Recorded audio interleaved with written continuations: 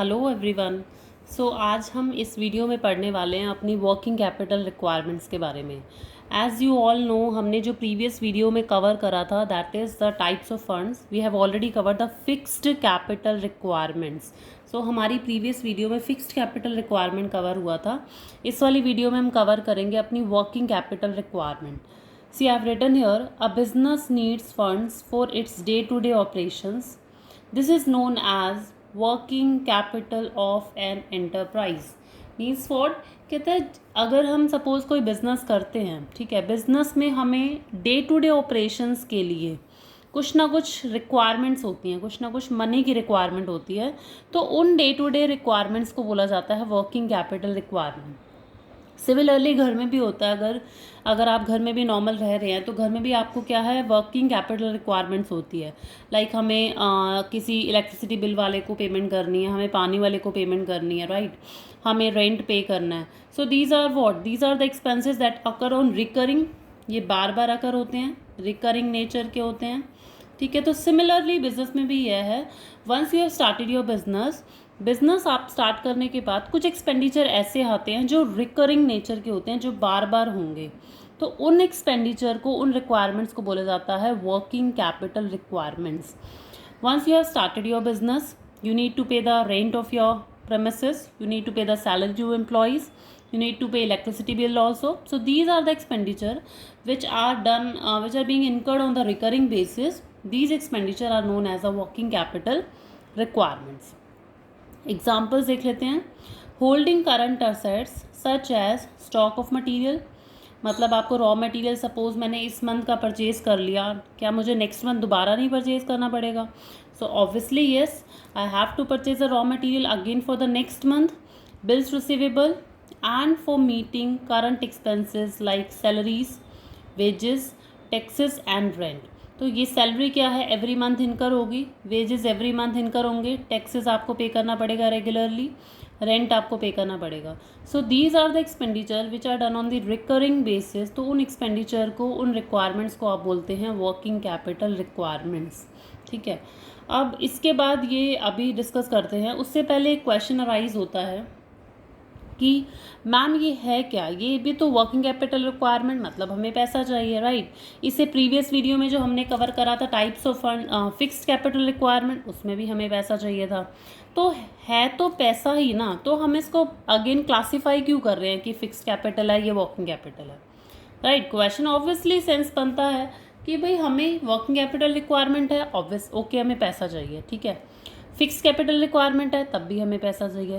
Then why we are bifurcating, then why we are dividing these requirement into two basis, कि fixed अलग होता है, working अलग होता है। सो आंसर इज कि सपोज आपको अपने एम्प्लॉयज़ की सैलरी पे करनी है। Suppose you have started your business and आपने बिजनेस स्टार्ट करा, आपने अपने बिजनेस में एम्प्लॉयज़ को सैलरी पे करनी है, ठीक है। सैलरी के लिए आपने क्या करा, आपने एक बैंक से सैलरी आपको पे करनी है, आपने एक बैंक से क्या लिया, बैंक से ले लिया लोन, ठीक है। कितने रुपीस का, 10 लाख रुपए का, ठीक है। और कितने ईयर्स के लिए लिया, 10 ईयर्स के लिए लिया। Why you have taken loan from the bank, because you have to pay salary to your employees. आपको अपने एम्प्लॉयज़ को सैलरी पे करनी है, that's why you have taken a loan from the bank of ₹10 lakh for the years 10 years, ठीक है। Is it worth, क्या ये वर्थेबल है, क्या ये वर्थ अराइज होता है कि आप सिर्फ सैलरी के लिए आप बैंक से इतना बड़ा लोन ले रहे हैं? ऑब्वियसली क्या कोई कनेक्टिविटी है, क्या कोई रिलेटिविटी है? ऑब्वियसली नहीं। क्यों? क्योंकि जो सैलरी की पेमेंट करनी है वो हर मंथ राइज होगी, वो छोटा अमाउंट है। तो अगर छोटे अमाउंट आपको राइज हो रहे हैं, स्मॉल एक्सपेंडिचर अगर आ रहे हैं, तो उसके लिए आपको सोर्स ऑफ फाइनेंस भी कुछ ऐसा ही अरेंज करना है। तो अगर वर्किंग कैपिटल, सबसे पहले नीड्स को आपको आइडेंटिफाई करना है कि ये जो मेरी नीड है, क्या ये वर्किंग कैपिटल वाली है, क्या ये फिक्स्ड कैपिटल वाली है।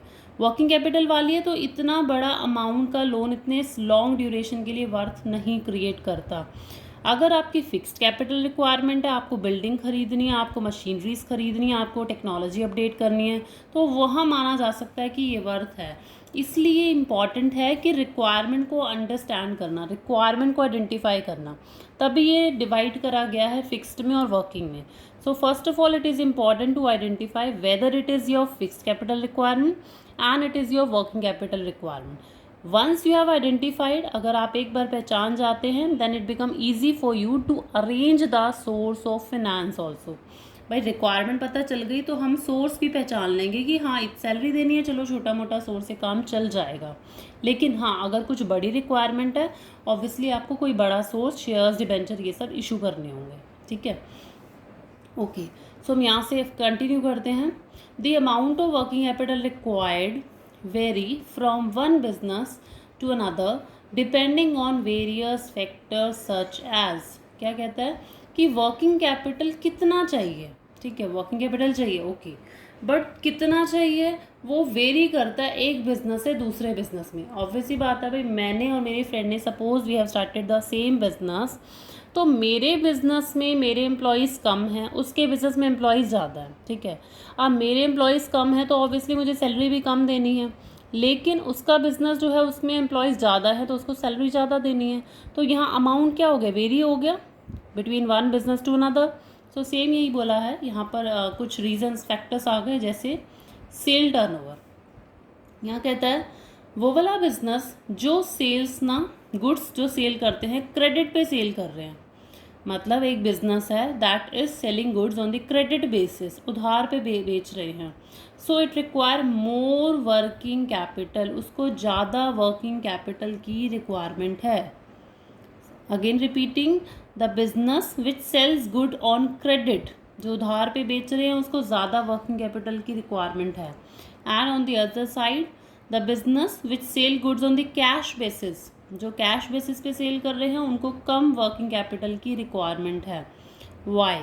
क्वेश्चन अराइजेस, हाउ, क्यों भाई ऐसे, कैसे ऐसे आप बोल रहे हैं. सी, एक बिजनेस है जो गुड्स उधार पे बेचता है. उधार पे बेचने का मतलब है, suppose there is a person, ठीक है, he is a businessman, he sells goods on credit, ये उधार पे बेच रहा है टू द अनदर पर्सन. ठीक है, अब इस पर्सन ने बोला कि मैं जो आपसे गुड्स खरीद रहा हूँ उधार पे, मैं उसकी पेमेंट आपको 5 मंथ्स के बाद करूँगा. ठीक है, ही सेड ओके, आप 5 मंथ्स के बाद पेमेंट कर देना. तो इसके पास जो पेमेंट आएगी, he will receive payment after 5 months, 5 महीने के बाद आएगी. आप बिटवीन 5 मंथ्स 5 महीने के अंदर अंदर क्या उसको एम्प्लॉयज़ को सैलरी नहीं देनी, क्या उसको रेंट पे नहीं करना, क्या उसको इलेक्ट्रिसिटी बिल नहीं पे करना, ऑब्वियसली करना है. तो इसलिए कहते हैं वो वाला बिजनेस जो क्रेडिट पे सेल कर रहा है उसके पास पैसे की रिक्वायरमेंट ज़्यादा होती है. सिमिलरली यहाँ पर यही हो गया, the business which sells goods on the credit require more working capital, उसको ज़्यादा पैसा चाहिए होता है. क्यों? क्योंकि उसके पास जो पैसा आने वाला होता है वो बाद में आने वाला होता है. अब यही वाला, ये भी तो सिचुएशन थी, इस सिचुएशन में लगाओ, अगर ये वाला बिजनेस ये गुड्स जो दे रहा है वो कैश पे दे रहा है, ठीक है, कैश बेसिस पे दे रहा है, तो ऑन द सेम साइड, मतलब नेक्स्ट मोमेंट ही उसके पास पैसा आ जाना है. जब पैसा आ जाएगा तो रेंट भी दे सकता है, सैलरी भी दे सकता है, सारे डे टू डे एक्सपेंडिचर कर सकता है. तो उसको वर्किंग कैपिटल मेंटेन करने की रिक्वायरमेंट एज सच इतनी नहीं होती.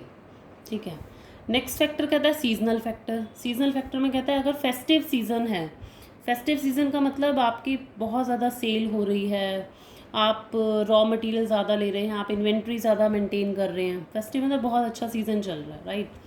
उसमें कहता है लार्जर फंड्स रिक्वायर्ड, उसमें आपको ज़्यादा पैसे की रिक्वायरमेंट है.